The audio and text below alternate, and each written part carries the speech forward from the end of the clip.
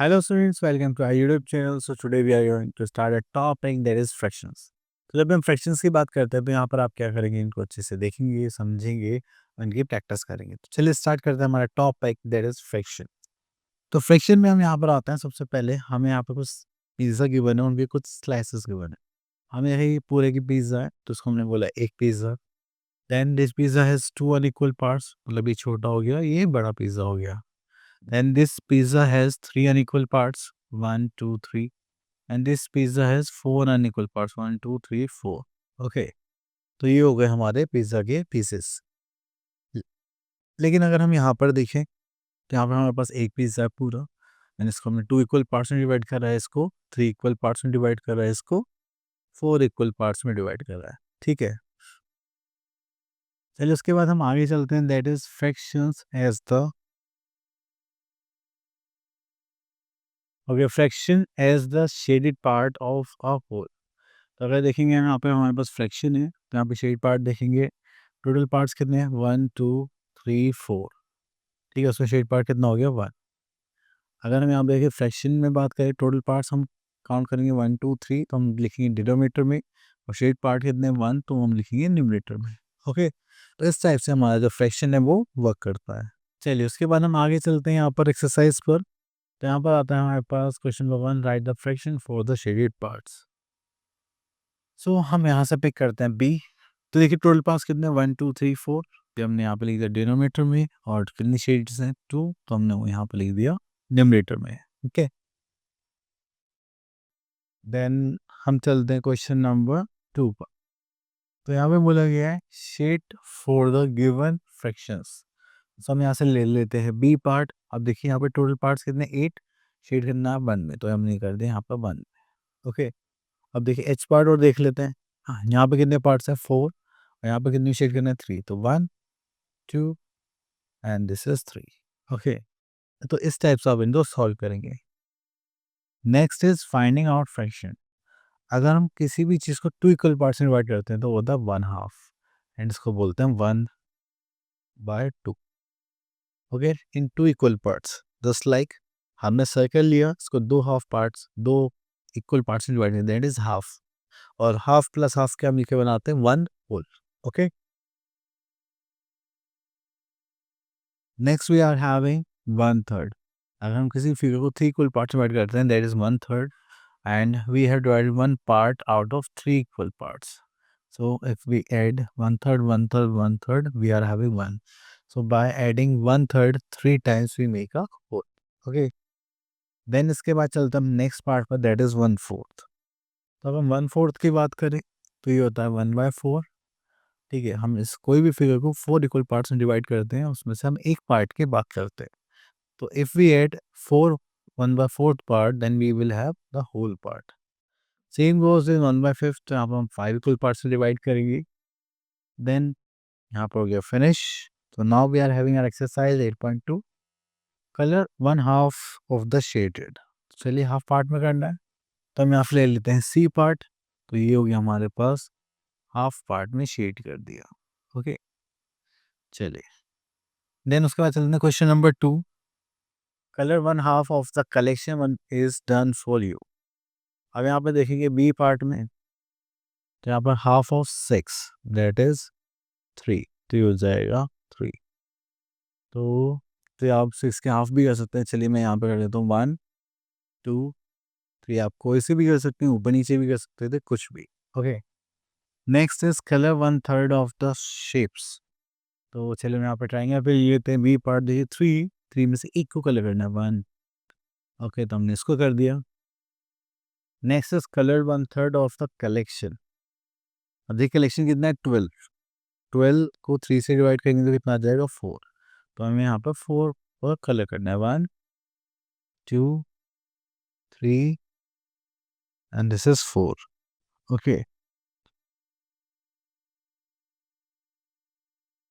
then we are having next fifth part, that is color 3/4 of the shape. तो यहाँ पर देखिए 3/4। अब देखिए 4 है तो यहाँ पर 3 पार्ट्स में शेड कर देते हैं 1 2 and this is 3। चलिए आगे देखते हैं, that is question number 6, colour 1/4 of the collection. तो चलिए 1/4 ऑफ द कलेक्शन, 4 से डिवाइड करेंगे तो कितना आ जाएगा 2। तो चलिए 2 में आप कलर कर दीजिए, मैं इसको ऐसे ही शेड कर देता हूँ। कलर 1/5, ठीक है।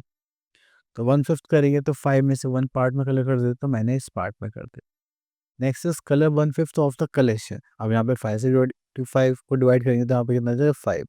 तो 1 2 3 4 एंड दिस इज 5, तो ये हो गया हमारे 5। क्लियर? तो इस टाइप से आप इनको सॉल्व करेंगे। Next we are having numerator and denominator. देखिए जो शेडेड पार्ट होता है अपर पार्ट, उसे हम बोलते हैं न्यूमरेटर। जो टोटल पार्ट शो करता है that is our denominator. Okay, denominator कभी भी 0 नहीं होगा क्योंकि वो क्या हो जाता है, नॉट डिफाइंड। तो देखिए यहाँ पे कुछ बोला गया वो देख लेते हैं। The upper number that is 1 indicates the number of those equal parts used for refer to, it is called numerator. तो न्यूमरेटर क्या होता है, that is equal parts being refer to, मतलब इसके बारे में बात कर रहे हैं। ओके, देन आता है denominator, the total number of equal parts. यहाँ पर टोटल इक्वल पार्ट्स कितने हैं। ओके, सो यहाँ पर देखते हैं हम लोग, ये हो गया फ्रैक्शन। तो यहाँ पर टोटल पार्ट्स कितने हैं हमारे पास 5, 1 2 3 4 5। ठीक है, तो यहाँ पर आ जाएगा न्यूमरेटर अपॉन डिनोमिनेटर 2/5। फ्रैक्शन की बात करते हैं यहाँ पे shaded parts upon total parts आ जाएगा। ठीक है, तो आप ये कर सकते हैं। Next here we are having an exercise that is 8.3। अगर आप लोग यहाँ पर देखिए तो यहाँ पर हमारे पास क्या है, complete the table, that is B part.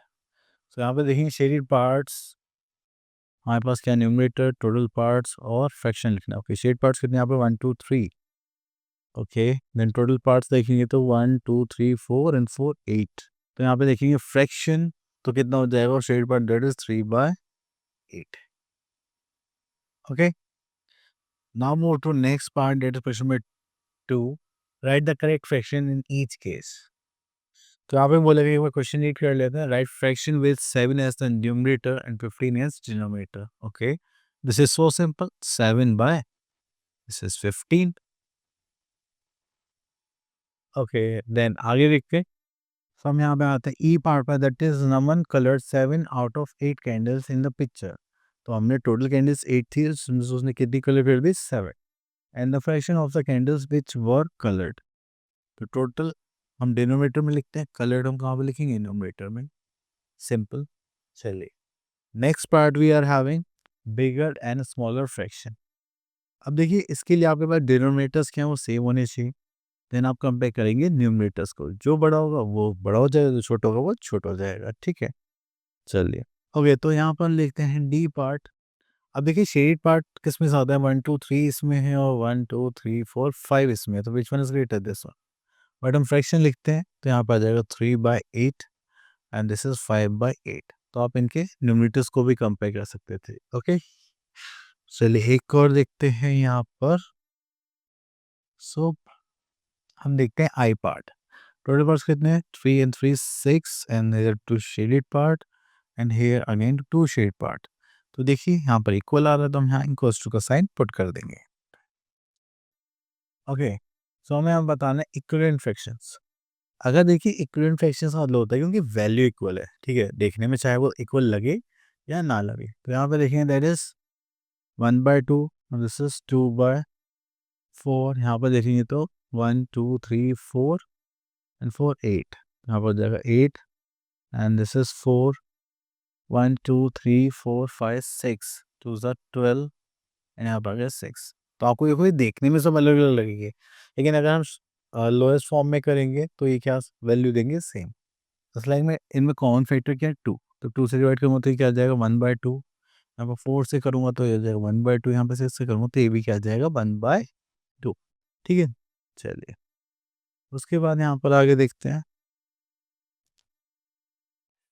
Next we are having exercise 8.5 question number 1, that is color the equivalent fractions। Okay, तो देखिए यहाँ पे 1/2 है, 4/8, तो ये क्या हमारा इक्विवेलेंट फ्रैक्शन है। तो देखिए ऐसे ही यहाँ पर इक्विवेलेंट फ्रैक्शन से यहाँ पे 3/4 बोला गया था, हम 4 में से 3 पार्ट्स को शेड कर देंगे। यहाँ पर बचा 6/8, तो 1 2 3 4 5 एंड दिस इज 6। ओके, चलिए next we are having ascending and descending order of fractions. तो असेंडिंग ऑर्डर की बात करेंगे तो यहाँ पर हम चलते हैं स्मॉलेस्ट टू लार्जेस्ट। ओके, तो चलिए हमारा था अपने एक्सरसाइज पर, यहाँ पर देखते हैं एक्सरसाइज 8.6।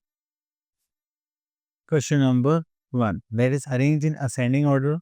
यहाँ से देख लेते हैं सी पार्ट दैट इज 10 7 5 3। तो सबसे छोटा कौन हो गया 3, 3/11। देन इससे बड़ा देखेंगे दैट इज 5/11। देन इससे बड़ा देखेंगे हम 7/11। देन इससे बड़ा देखेंगे दैट इज 10/11।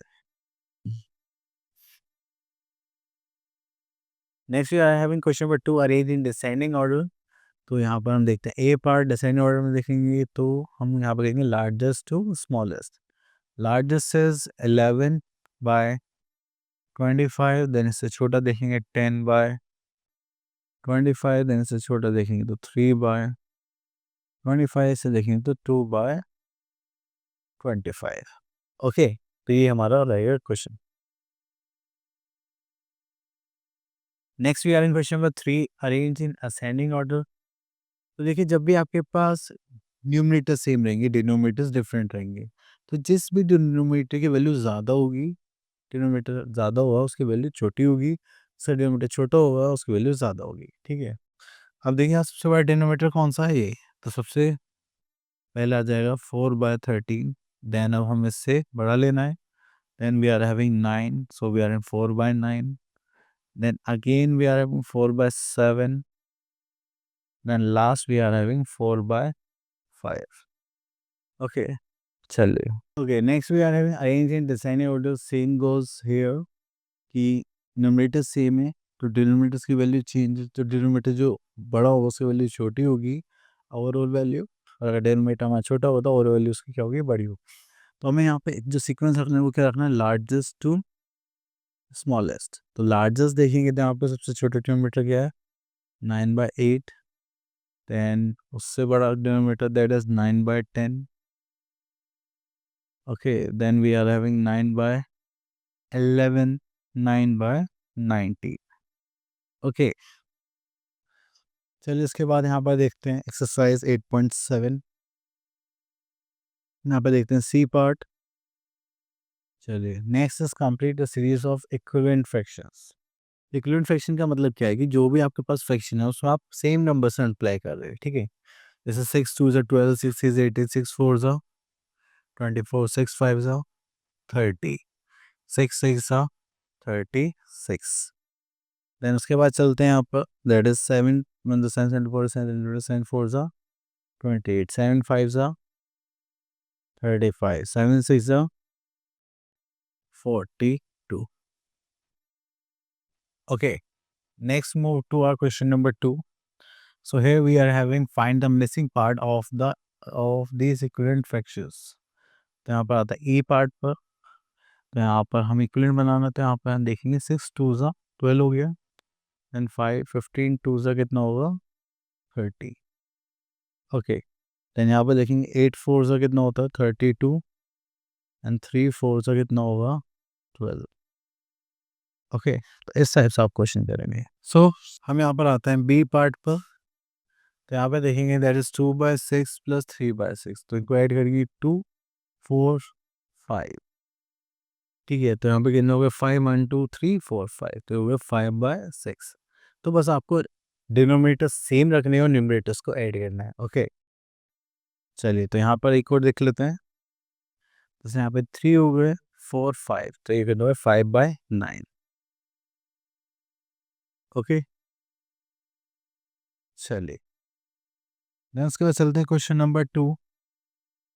यहाँ पे देखते हैं डी पार्ट। यहाँ पे 2/6 एंड 3/6, डिनोमिनेटर सेम है तो यहाँ पर आ जाएगा 6। 3 + 2 करेंगे दिस इज 5। यहाँ पर आते हैं एच पार्ट पर, जैसे डिनोमिनेटर सेम है उसको कॉमन ले लेंगे 17। 8 + 4 दैट इज 12। ठीक है, चलिए।